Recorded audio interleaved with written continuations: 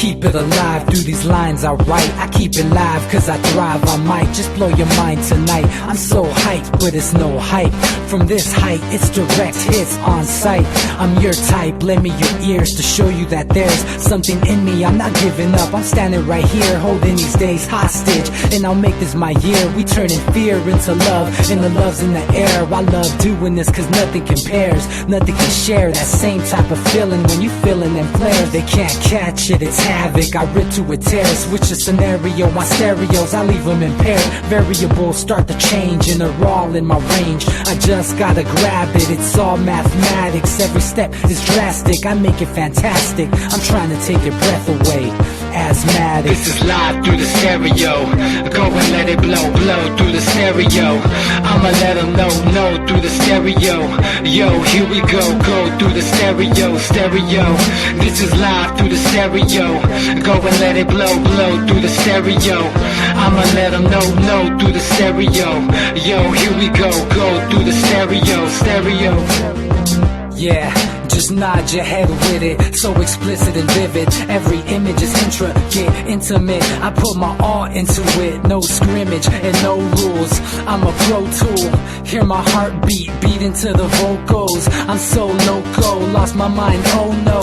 It's ponderoso, dope, so no overdose, cause it's dope, yo. Man, this is house grown, mixed with some milestones. So I let the style flow down like the Dow Jones, bringing it with some foul tones, letting the crowd know we getting loud, so it's eardrum rudiments. Yeah, we bring it rude again. Move, little hooligan. Music for tuning in, full time to the 10. I'm on my clock like I told you. I'm doing this for dreams we pursuing.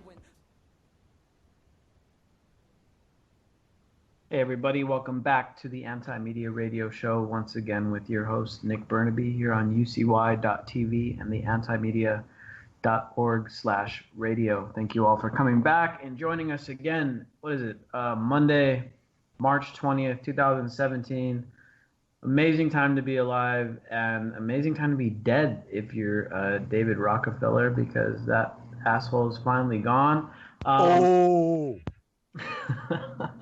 God, I've never seen people so happy about somebody dying. Normally it's like, oh my God, 2016 stole so many awesome actors and musicians and stuff. Don't get me wrong, I'm not downplaying the amount of amazing people that were taken in 2016, but 2017, maybe the right people will start dying this year. I don't know.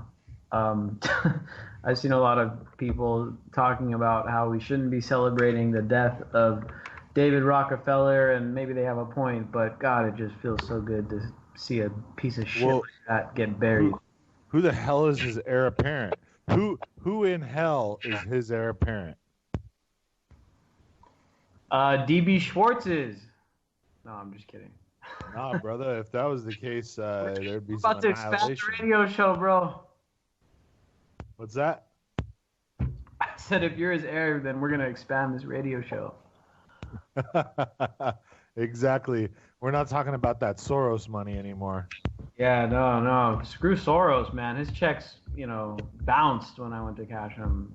I know. You should have got that Rockefeller check. That Putin money, dries up when the oil price goes down, and anyway. Yeah, man, that Putin money, it comes with assassination, so it's like it's only as good as it lasts. Yeah, and plus you make an enemy with Washington Post. Anyway, Rockefeller's dead. Hillary Clinton and Bill Clinton are mourning. George W. Bush is in mourning.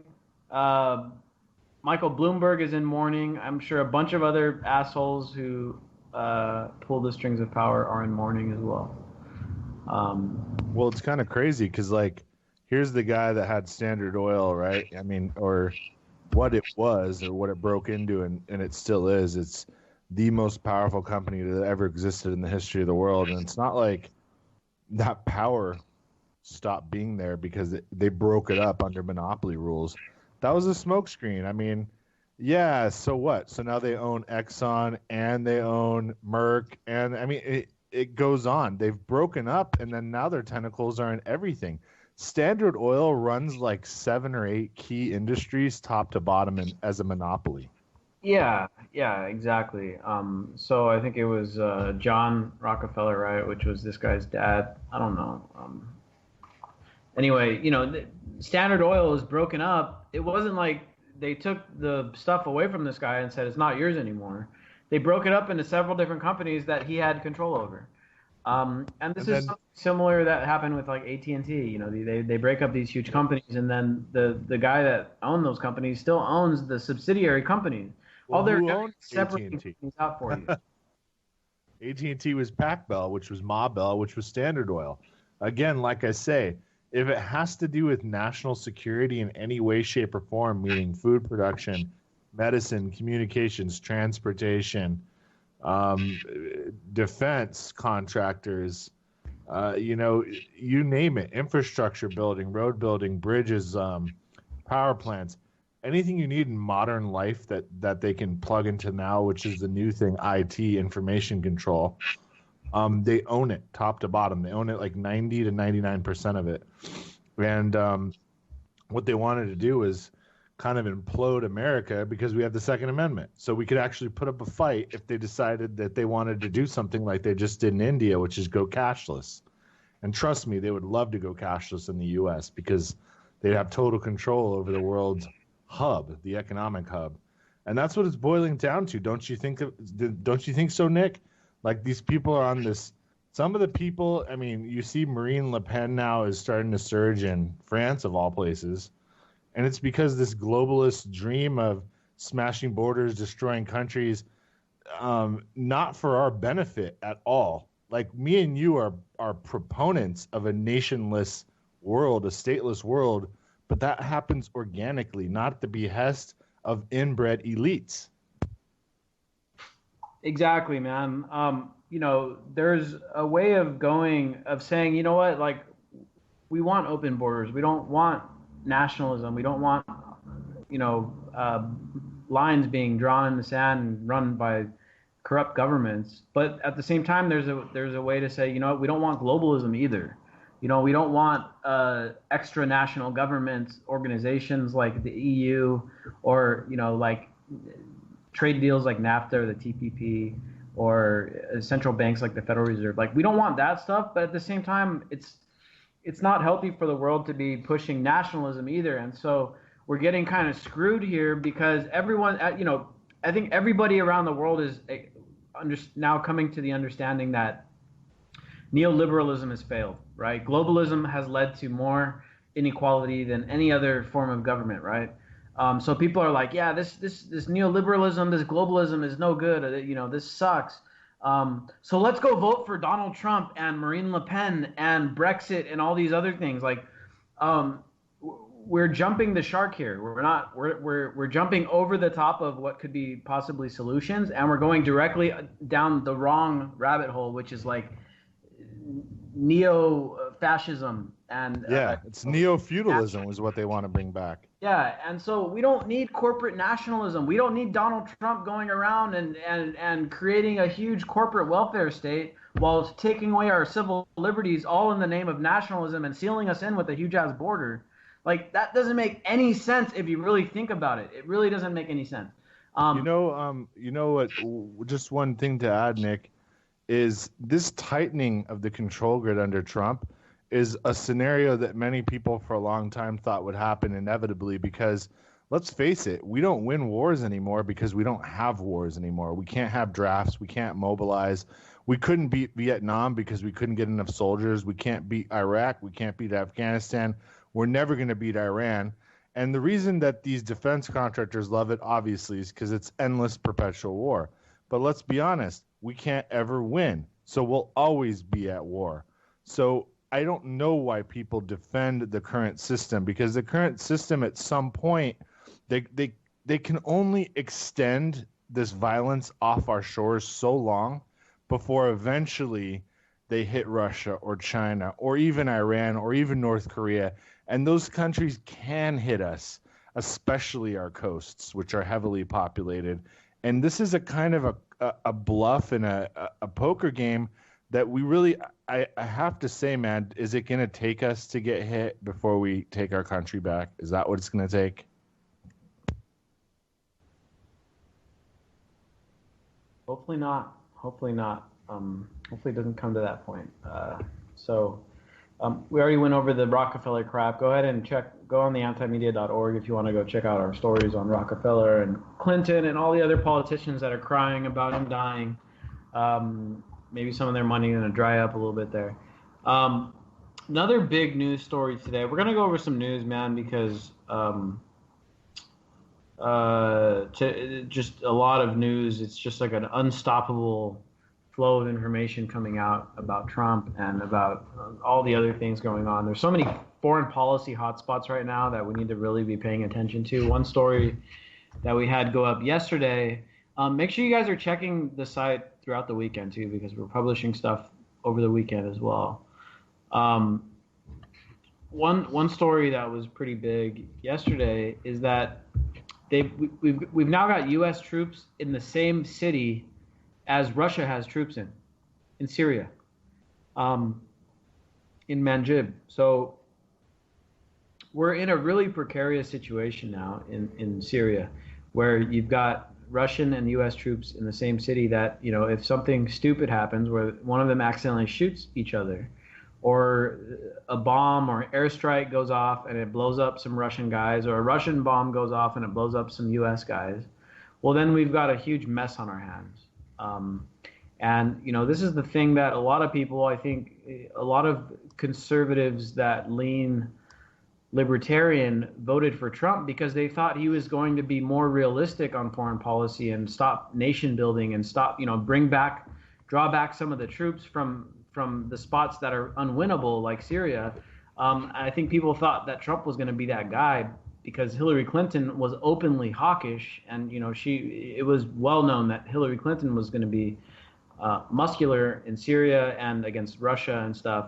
But Trump is what I see, Nick, is like when the overwhelmingly southern white male base that voted Trump in made that decision to show up in force and kind of win with this squeaky minority election system that, forever's basically been ridiculous, but that's besides the point.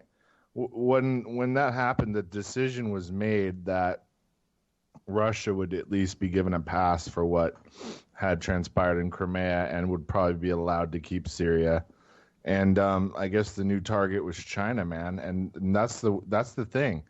We talked about this before. Like, we knew if Hillary got in, probably even right now, we'd be in open hostilities with Russia over Syrian airspace, and that would be reality, and that would eventually ramp up into something. With Trump, what we have instead is now we have, like we were about to go into, which is like a Fortress America scenario. Like, the empire knows it's going to fall. And maybe with Trump, we're going to fall in a different way than we thought. Like, maybe with Clinton, we thought, I don't know, there'd be some kind of economic collapse and we'd fight Russia to try to get out of it and there'd be a stalemate. But with China, it's like going for all the beans. It's like, we really can't go back to the world the way it was if we fight one of our biggest creditors. Of course, Japan's the biggest, but we buy everything. Our whole economy is predicated on cheap stuff from China. And maybe Trump's going to spearhead a war with them by starting this trade war and bringing manufacturing back. And people are going to cheer for it and cheer for all these jobs. And everything has global ramifications now. I mean, 1.3 billion people in China, if a half of them lose their jobs because we don't buy their cheap goods anymore, that creates a collapse over there. And then where do they release their tension? So it's this freakonomics model of the world, man. And I know you're a student like me of geopolitics and history. We're at an unprecedented crossroads right now where we're an immovable object and they're an unstoppable force at this point because their growth is exponential. And at the same time, what can they really do? Because our technology's got to be aeons ahead of theirs. So I don't know which way the world's going. Russia, I guess, was the wild card and still is. And I don't know why the Democratic side is trying so hard to make a national security issue out of this Russian stuff with Comey. Did you watch this at all today, Nick? I was watching a little bit of the hearing, and it was just all I could tell was it was just a bunch of posturing. What did you get from it? I mean, similar. I think with Comey, I don't know if he thinks he may be untouchable, but you know, if they come up with anything, if WikiLeaks releases anything solid like this, the stuff going on with Vault 7 seems like it was a teaser. And you know, I think it was today or yesterday, a big-time Democratic aide got busted in one of these pedogate rings. And we're talking now about 3,000 people in the U.S. have been arrested for pedophilia rings. This is way, way more. I think Obama in his whole presidency only arrested 800. So we're talking about exponential increase in that. People are starting to sing. And then, of course, you got that Wiener now turning state's evidence. And he's going to testify against the Clinton Foundation because he was heavily involved in that because of Huma. So, man, crazy stuff's going on. This is like a race against time. Can we find out some dirt that Trump, Tillerson, and maybe Sessions were involved in ramming this pipeline through the Crimea, which, of course, Russia took by force? And we can go into that, Nick, because that's a whole different can of worms. That's like a $500 billion can of worms. Oh, yeah, dude. I mean, there's just so much news coming out at once that it's hard to keep up with everything. The truth is both sides are corrupt. So one side are like robber baron billionaire types that want to get this $500 billion to a $1 trillion of natural gas ran through Crimea, and then they can go around Syria even and get it right into Europe, and they'll consume it all because they need it for heating. And it's a massive, massive oil field. And along the way, they can tap into the Leviathan oil field underneath Gaza, which leads us to why China is going to build artificial islands off of Gaza. And I think I sent you that link or whatever. There's a million links to it. And because the world is revolving around natural gas now, because they know the end of oil is nigh. Like electric cars are right around the corner, but everyone's still going to need natural gas for heating, at least for like a decade or two.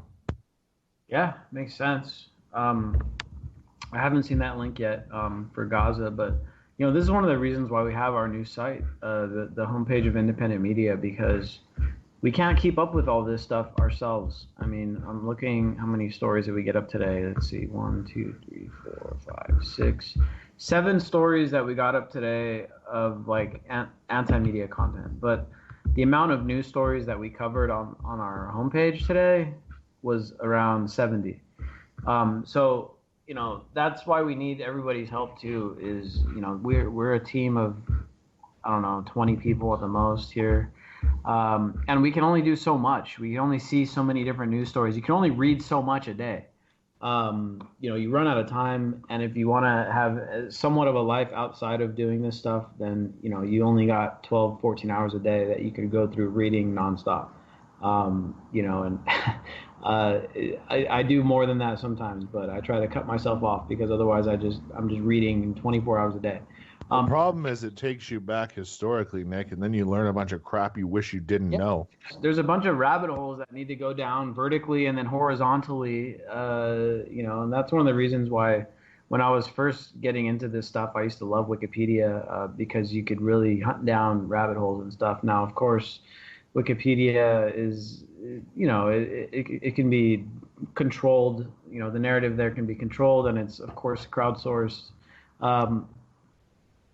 People manipulate Wikipedia and stuff, so you can't trust it. Check the footing at Wikipedia. You go down, you look at the little sources down there. You can get some really good reading down there at those sources. Go back to like the academic sources and stuff.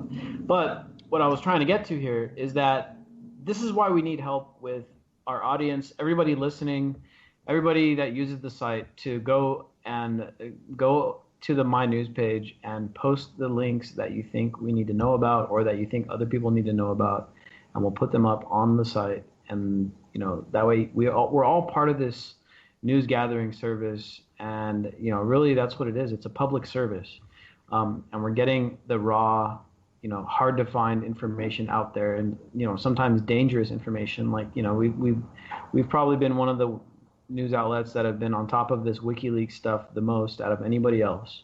And this is stuff that they don't want out. This is a lot of the information that you see on our homepage is stuff that governments around the world do not want people reading.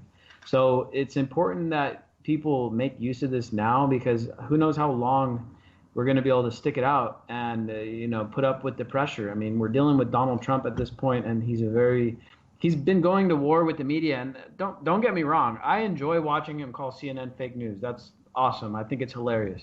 But you get to a certain point where you say, okay, Trump, it's cool that you're, calling CNN fake news, but you're the government now, dude. You're not supposed to be going to war with the media. That's there's a reason we have a First Amendment. There's a reason we have free speech. So how far is this guy willing to go? I mean, his ego, if they continue prodding him here, and, there's no telling really what's happening yet. It's still, it's such a convoluted mess still. And with these hearings going on with Russia, and there's still all this propaganda being thrown around. And like I said, Nick, is he an ANCAP at heart? Because he's gutting the hell out of the government. Well, I mean, it depends on which part. He's growing parts and shrinking other parts. He's just crushing everything but the military, and then which is the exact opposite. If you're gonna cut budgets, he's doing the exact opposite of what should be. But the military backs up the corporate structure, which it makes hyper capitalism. So it's going to be a military enforced mass communism on the masses, and there'll be this tiny ass middle class, and then there'll be this bourgeois that's never been seen before in history. Yeah, and so I. You guys know I tend to lean towards anarchism and stuff like that. I don't think the government should be involved in much of anything. But realistically speaking, we've got a huge government. It's bigger than China's. And we got to do, you can't just get rid of it overnight. Now, if I were running the government and I said, look, we need to cut spending, we need to shrink the government, we need to cut taxes, we need to let people keep their paychecks, I would start cutting the military. I would start saying, okay, we're going to start closing our military bases. Let's shut down our bases in Japan. Let's shut down our bases in Korea. Shut down the bases in Germany. Bring the troops home. Let them keep them on the payroll. Let them work here. Let them spend their money here and boost the economy. You don't cut the money from Meals on Wheels. I mean, it wasn't that much money, but come on, dude. You don't cut money from Meals on Wheels and then increase the budget of the military. I mean, that is just so stupid. It's the dumbest. I think it was like $3 billion. I don't know how but much. All I know is this: they did Barack did the Asia pivot, really, really like under the radar. So here's the thing: like, I know the Middle East, there's wars and people are dying by the hundreds of thousands and millions, and I know any day now we could go into a conflict with Russia if egos clash, but doesn't it seem like a smokescreen when Taiwan just sits there waiting for World War III? Like that's the powder keg, and we're getting a 10% increase in our military budget. He wants to put the Navy back to the levels of the 80s when, like we had gunships in the 80s, but now we have things that shoot cruise missiles with nuclear warheads. So like you don't need 350 ships unless you're going to try to control the entire globe. Like, we already have bases everywhere. Now we're going to have ships everywhere. The ships are going to have drones, so we're going to control the skies everywhere. And we have kinetic weapons up in space. So it's like something's going on, man. Like, we are shifting it all the way over, cutting everything but the military. And then if something pops off here, so be it. So then they'll just get the military ready right here at home. Yeah, dude, they're making the classic mistakes that were made by the Roman Empire as well. Where you're spreading yourself super overexpanded. Yeah, they're spreading themselves out too thin, and then it's going to be internal conflict and stuff, eating around the edges that just nickel and dime you to death. You got to get micro farms going, Nick, like ASAP, because if this stuff pops off where trucks can't ship food in, like everybody's got to get things growing like quick. Yeah, and back to what you were saying about the Asia pivot. What I want to talk about next is what's going on in Korea. You know, you got Rex Tillerson over there over the weekend. On Friday, I think he arrived in Korea, and he was saying that they need a new approach. Hold on, no, he arrived on Thursday. So he arrives on Thursday to Korea. He says, "Oh, we need a new approach to North Korea." Now, anybody that's been paying attention to the news will know that there's been a renewed hype, war propaganda against North Korea, who, you know, in my opinion, is relatively harmless. They have basically no economy. They have a huge army, but North Korea hasn't attacked anybody in I don't know how long. I mean, they fought in the Korean War, but that was, you know, they were dealing with internal struggles, and we went over there and butted in, basically. It was the assassination of Kim Jong Un's the older brother. I think that made we were already paranoid about him, and then we realized, oh crap, like they killed this dude, like just brazenly when he was in, where was he? He was in Thailand or something, I think, and like they just didn't give a hell at all. Like they got caught on camera and they didn't care.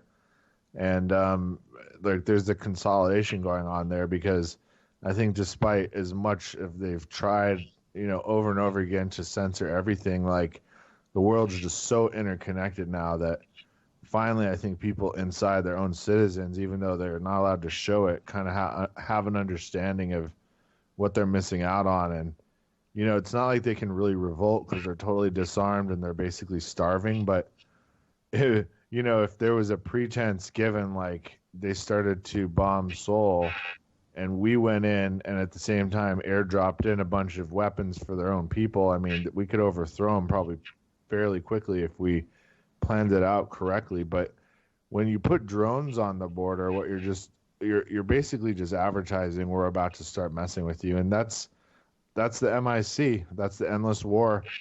And if a drone goes down, don't they just build another one and there's another like $5 million? I mean, that's kind of how it works now. Like people don't really die so much on the field of battle. I mean, they do, but perfect for the military-industrial complex, because you don't have to get the unpopularity of getting guys killed, right? You don't got to say, "Oh shit, 200 guys died because they got attacked over there." It's like, well, yeah, what if drone got taken down? Well, no one died. None of our guys died, but you know, it cost $20 million. What if we lost like hundreds of drones against North Korea? Do you think anyone in the U.S. would care? Nobody would even give a shit. Nobody. Like seriously, what if we lost 200 drones? Can you imagine how many of their soldiers would have ate it if we came in with that hard of a force? And you know, for us, that would just be like a month of hard ass manufacturing. Yeah. Yep. So yeah, what's going on in Korea? I believe, here's what I think. I don't think the U.S., even with Trump in power, I don't think they'll go and say, okay, we're just going to go preemptively knock out the North Korean government. Even though what our article here by James Holbrook says from March 17th, that's on the table. Tillerson said while he was over there in South Korea, he said, preemptive military attacks are on the table against North Korea if we feel that they've become too much of a threat. But from what I can tell, what they're doing over there, we're like, everyone knows, you know, Kim Jong is a unstable guy, right? Everyone knows that he's like overreactive and he does crazy things. So here's what I think is going on. What they're doing is just trying to provoke him to do something dumb, do something really aggressive, and they're not going to actually like bomb him first. They're just going to get him so paranoid that he lashes out and, like, let's say he kills or, you know, fires a rocket like actually at South Korea or something. That would give us the pretense to go say, oh, look, we got to protect our allies in South Korea. We got to go and take these guys out. We have to liberate them, Nick. There are concentration camps there where they feed people to the dogs. Operation yeah, they need to be freed and reunited with Seoul, which is that they need the Korean Peninsula to be one Korea again, just like it's always been historically. And the other thing to remember too, especially for us over here who are going to be tried, they're going to try to get us to consent or agree with the operation if it winds up happening, is what we know about North Korea, what we're told about North Korea is probably 97% false. I think North Korea is probably not nearly as bad as we are told it is. Don't get me wrong. I think it is bad over there, but it's probably a lot. Well, the people are wonderful. That's if you ever anyone who escapes is a absolutely wonderful person. Seriously, like they're the most humble and they're still spiritual. The government's outlawed all religion, but they just hide it, and they still follow Shinto and Buddhism, and they are very spiritual to get through their horrible existence, man. So they're great people. If we could free them organically, again, there's ways to do it. There's ways to do it without us being involved. I mean, honestly, China should just do it. It's their neighbor. It's their sphere of influence. Us being there is like telling China, hey, like up yours. It'd be like if they came over and liberated Guatemala, and then it caused a massive, huge problem on their border, on our border with Mexico, or something crazy like that. So we really shouldn't be over there. It's not our backyard. It's China's. And if we want to provide maybe China with any kind of satellite support to knock out North Korea's, maybe SAMs or something, so they can go in and just liberate them, cool. But it's not our place, man. We are not Asia. Yeah. I think what I'll do as this thing develops, we'll invite James Holbrooks back on the program because he's our Asian correspondent, and he's been covering that stuff really in depth for us. So keep an eye on his coverage on the site because we're one of the few independent media outlets who has a dedicated correspondent that's looking into that stuff and staying on top of it every single day. We're getting new developments and updating stories pretty much daily on what's going on in that region. So it's something to really keep an eye on because you're right, dude. Like the Asian pivot went on kind of quietly under Obama, and now Trump's going in and putting, sealing the deal basically. But the whole area has turned into a powder keg. Even with the Philippines and those Spratly Islands, Japan has remilitarized. What's going on in Korea? There's a bunch of other stuff going on, like in Malaysia and stuff. The whole area has become a powder keg, and most of the world's population lives there.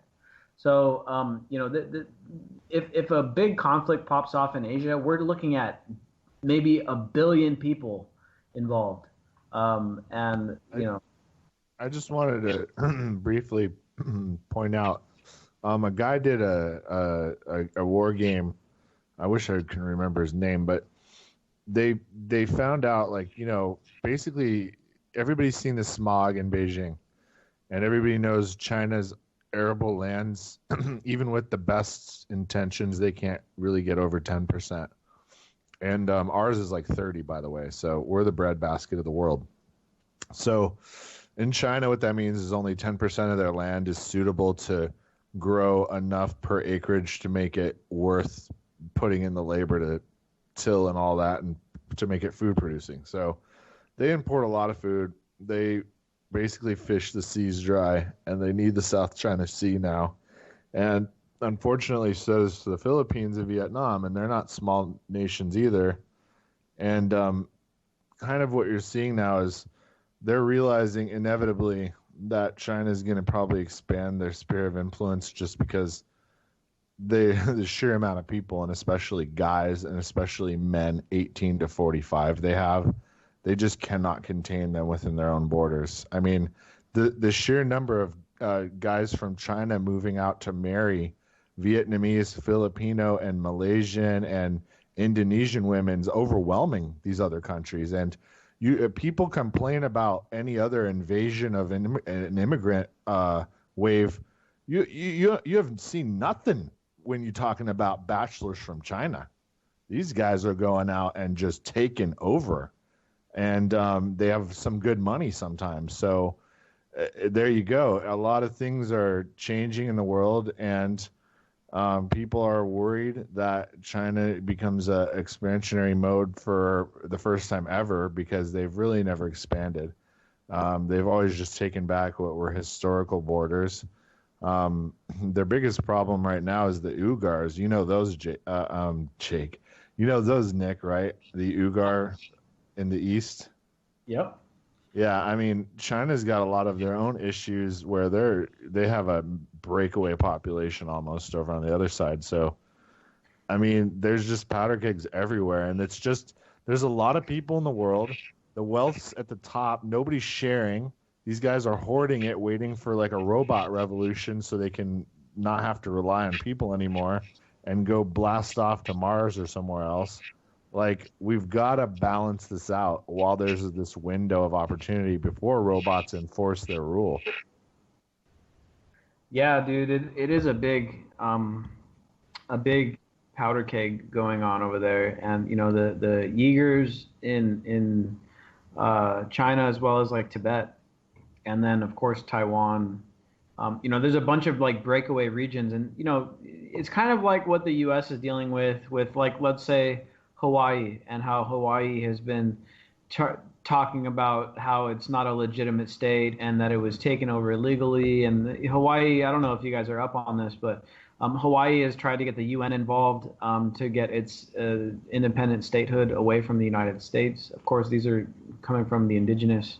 And they will, Nick, because my sister lives there, and she's actually moving back ahead of that because she's all, you know how there's Cal Exit? Well, the Hawaiians are going to get its independence maybe next year. They've already got about a 60% vote for that, Nick. So it's going to go to a vote to the state, and it just needs a simple majority to go before their house. Nobody's going to go against the will of the people because the island's too small. You know what I mean?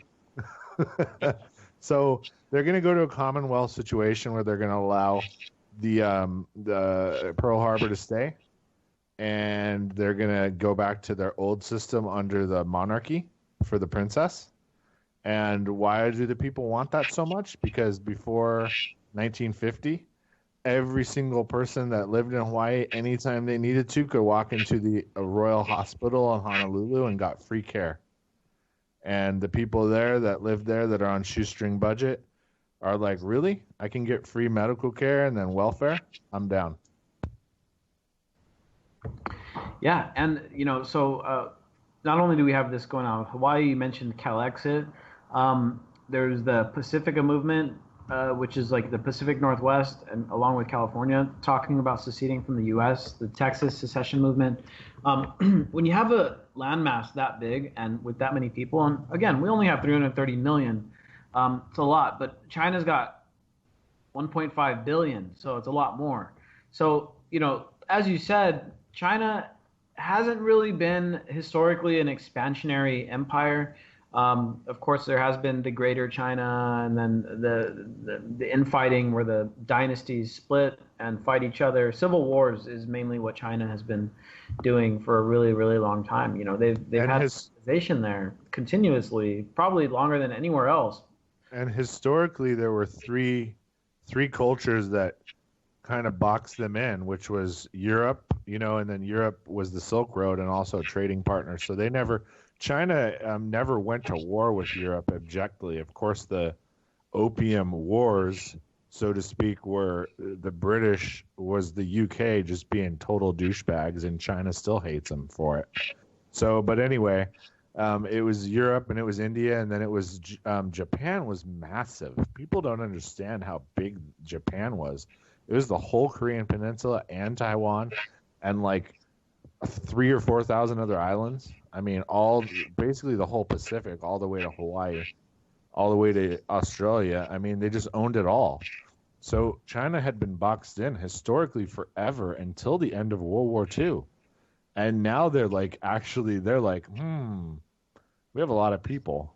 Yeah, maybe they want to get a little taste of what they've been victim of so many times. You know, name a country around them that can stop them. Seriously.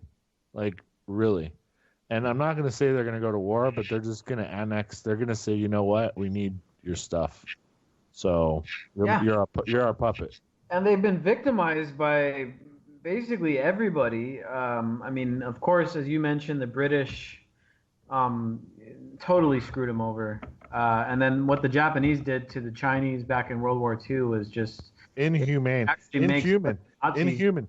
It made it made the Nazis look like they did the Jews a favor, man. And as a Jew, I can say that because look up Unit 731. That's the most sick crap you'll ever read. What a person can do to somebody else, all in the name of being able to, fight us because Japan was never invaded, and there's a good reason for that, and we can get into that in a whole different show. But it was different than Germany. Germany was leveled, and whatever happened, the worst thing was 1 million German soldiers that gave up. They just starved them in those camps, and they all died. That was called the Gray Holocaust. That was like the Holocaust after the Holocaust, and that was courtesy of, I guess, MacArthur at that point. But at any rate, Japan was never invaded because Asia is impossible to invade, just like America would be impossible to invade, or Russia. We're too big, and people are too crazy, and people will die to fight for to repel any invader to the death. Anybody would, even kids. So you just can't invade them. So we learned that the hard way, and we had some sort of a peace with them. It wasn't like we won. It's just like some kind of peace was brokered. And unfortunately for me and you, because we live here, the pivot of the economy is shifting back to China and Japan and that whole Pacific Rim with Singapore, with Taiwan, and with the Philippines and Indonesia even, because Indonesia is now massive. They have all the people, they make all the stuff. They're just the hub. They're the power. It was only like the last couple hundred years where Europe and then us for like the last 70 years had any kind of a world power. But before that, it was all of them. And it's just shifting back. And we're not going to stop it with the military. Yeah, what's going to be interesting here, and this is something I've been thinking about recently, is, it's become pretty obvious that the real power in the world is shifting away from the U.S., which we've had since, I don't know, I guess you could say World War I. We've been one of the strongest countries. After World War II, we were like by far the strongest. Ever since the fall of the USSR, it was no question. No one could even challenge us. But now China, with its huge population and stuff, and with it being not taken advantage of by, one occupier or another, has kind of grown into its own. And one thing that I see interesting is that in the same way that China kind of supplanted the United States as the manufacturing hub of the world, because, the U.S. used to make a bunch of stuff for the whole world, and now we just buy everybody's stuff. But, China has kind of supplanted us as the world's manufacturer. But something interesting is going on with this robotic revolution where very soon, China is going to be the consumer country. And I'm thinking Japan is going to actually be the manufacturing country with their robot revolution. I mean, Japan has by and far surpassed every other country with their robotics. And I've been reading some interesting business analysis that talks about how Japan may be really the next really, really big manufacturer, not because of any other reason except for its robotics. And they're going to just have robot jobs, robots making everything for everybody all around the world. So that's going to be very interesting. I think Japan may be the rising manufacturing power. Now, of course, Japan has always had strong manufacturing, though they shifted a lot of it to China. But Japan's always been a good manufacturer. I mean, look at their cars. The Toyotas and Hondas have a very, very good reputation because they're such high quality. But Japan is really in a position to capitalize on this robot revolution. And Nick, the U.S., with our kind of small population and being so far away from the rest of the world, like you were saying, man, our military is the only thing that's like keeping us in the fight. And it's an overwhelming advantage. Let's not kid ourselves, because we've had, the things we've even released out onto the battlefield are like spaceships compared to China and Russia. So imagine what we have we don't show. So, and we're talking reality, not sci-fi UFO crap. But what kind of planes do we have if we have B-2s that are out there? We probably have planes you can't see. So let's put it that way. But at any rate, what I want to get into is that, the economy shifting is going to do something really strange that I don't think people have maybe taken into account. China's now got, like you said, probably about 1.5 billion people, and a huge amount of guys are coming back with foreign brides, and they're having a lot of kids, and there's not a one-child policy anymore, by the way. China will have 2 billion people by 2030. There's a project called UN 2030. So what they anticipate happening is that China is going to take over approximately half of the world's economy with 2 billion people, and they're going to become the U.S. of the 50s, meaning the ultimate consumer base that ever existed. And because the U.S. we have a massive population that has no jobs, Trump's going to usher in that $15 an hour revolution. Meanwhile, in China, they're going to have a middle class the world has never seen. How do you get in on the future? Learn Mandarin. Interesting perspective. Yeah, dude. The big plays are going to be made in China. I think the U.S. We remain relevant because we've got, like you said, all that growing. We've got the ability to grow food. We've got a lot of resources and comparatively small population. Mexico's important to our future. This wall is being done strategically, I believe, Nick. I think in a way it may be a wall similar to the Great Wall of China. And I don't mean to keep people out, but as a wall of impending conflict. Because I think that the cartels and you can't redeem a government that's been that much in bed with organized crime. It'd be like if the mafia had won the war in the 70s and the 80s with the RICO taps and actually had infiltrated the government and took them over. That's what happened with Mexico, because the guys like, kingpins were hundreds and hundreds of times wealthier than anybody in government. They just could buy anybody or make them go away. And I don't know. If you're looking at a global perspective, it would seem to me like in the future there may be a pretense to allow us to take Mexico back over again. I don't know. I feel like they've always kind of had that as a thing in their back pocket. Like they've always kept good relations with the military in Mexico just in case they're like, we're going to overthrow your government and you're going to help us. Yeah, I mean, you've mentioned it before, but I don't see the people there being okay with it. Unless something crazy happened, right? The people in Mexico can't stand their own government. There's only one government they can't stand more than that, would be the government of Donald Trump. You're right, dude. That's why Marco Rubio was the call, and the deep state botched it. Exactly, and that's what I thought the whole time. But not everything can be controlled. I know. He's such an incompetent. He was like, dude, he's like the golden boy. He's like the Trudeau of Latin America. Yeah. And there's always human mistakes and variables that these guys can never account for completely. And even the grandest plans have flaws in them, and that's something that works out for us, for the people.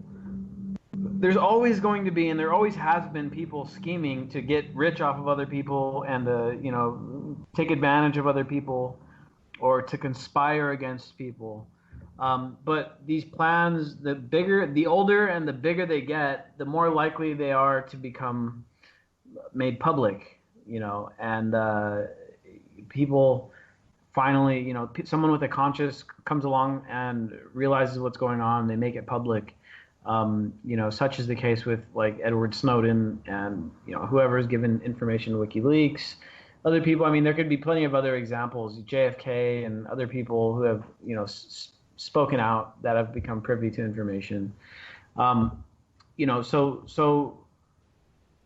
there's always going to be big conspiracies, but there's always going to be a chance for them to be foiled. And with the information and technology that we have now, it's real easy to once someone foils the plot, to spread that around and let it be known. Can we crowdfund a mosquito drone for the anti-media? We need to. We need to get a. We need a. They're like $50,000, but it's worth every penny when they get into a secret meeting.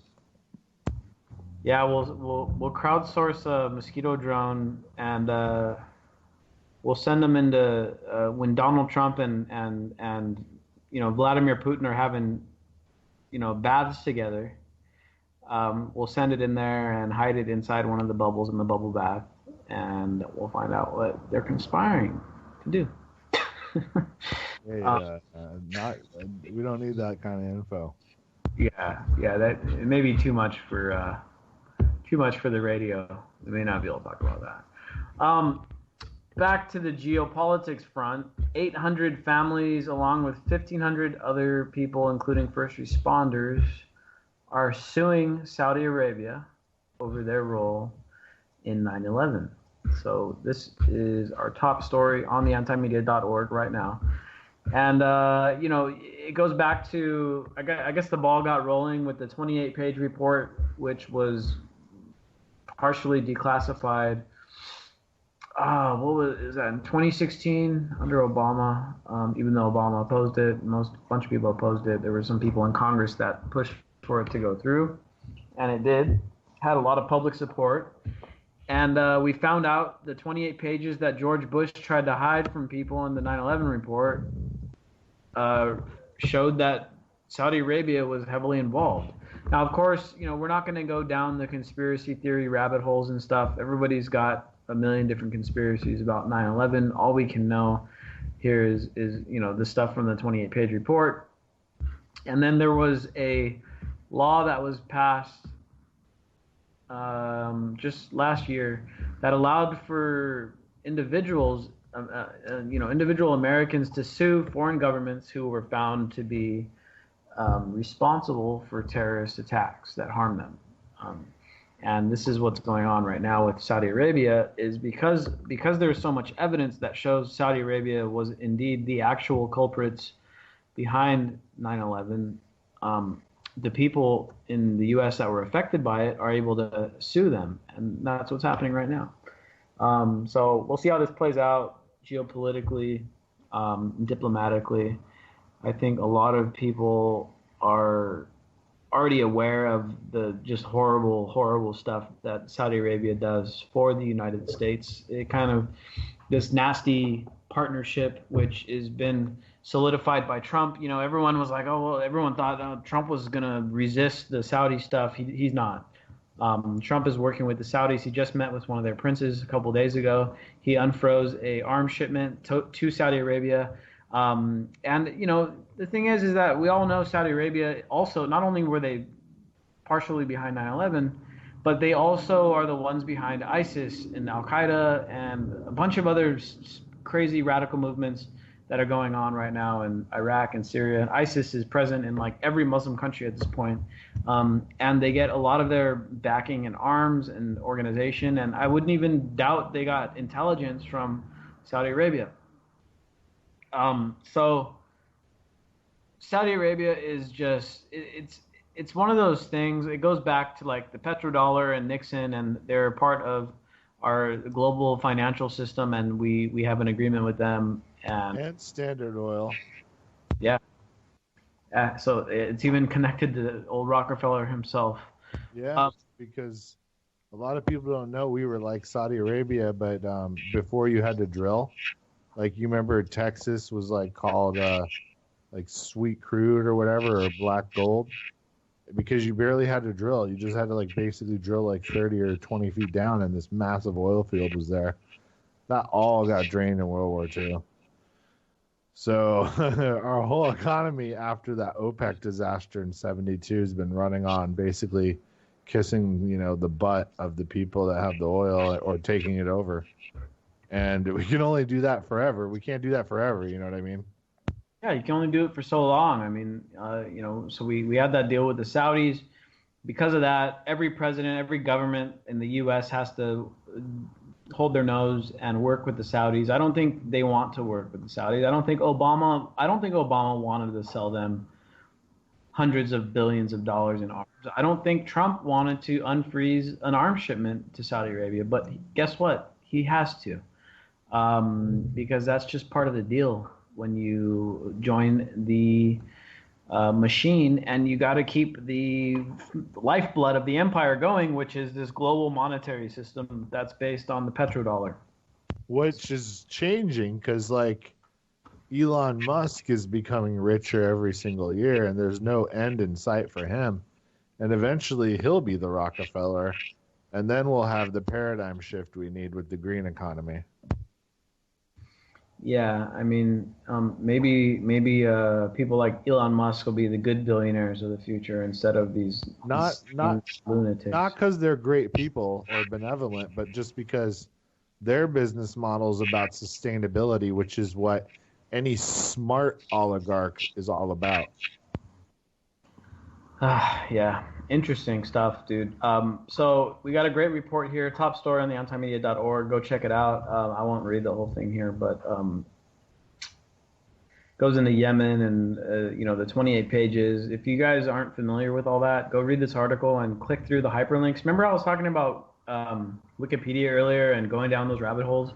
Well, we do kind of a similar thing. We hyperlink to all the sources in our articles. So if you want to know more about something, just go read the article, click on the red text, and go dive down that rabbit hole. And you could read and read and read and read. I mean, when I was first getting into uncovering all of this knowledge, I would read for hours and hours and hours just going down hyperlinks.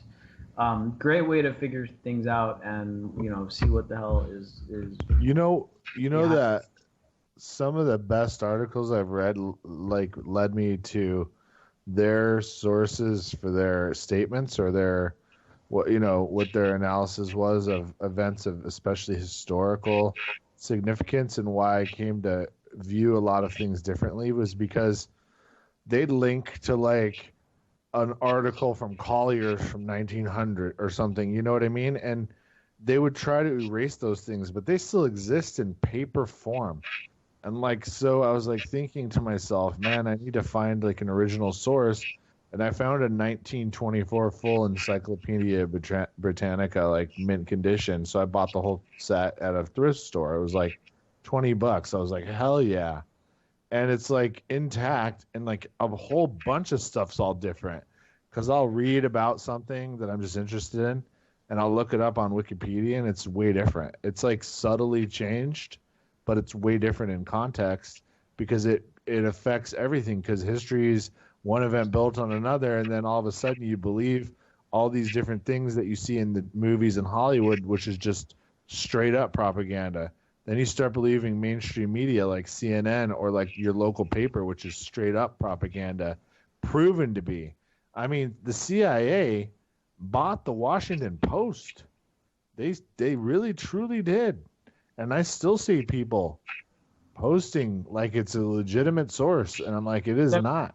I never heard of that, but I mean, it's very clear that the Washington Post has been, compromised by the CIA, and the real fake news scandal is the stuff the CIA has been putting out forever. I mean, fake news, quote unquote fake news, it's so goddamn obvious that unless you're a moron, you read these stories, it's like, okay, this is obvious. But you do fall for it, because they'll put a story out that it's an obvious Trump bash, right? There's a lot to bash Trump on, so they can squeeze in something, a story here, a story there, relying on an anonymous insider in the White House. Those things have zero credibility. Yeah. I don't really care, who is it? Raise the standards. We want to see proof from Washington Post and all these other assholes who claim to have anonymous sources. Only rely on that so often. Thank you all for tuning in. Anti-Media Radio. We'll be back same time, same place, 5 days a week. Anti-Media Radio.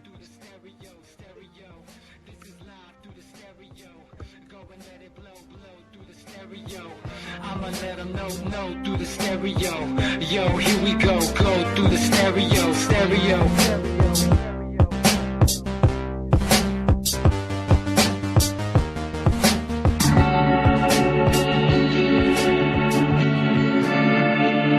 Truth on the Tracks you can catch every Monday night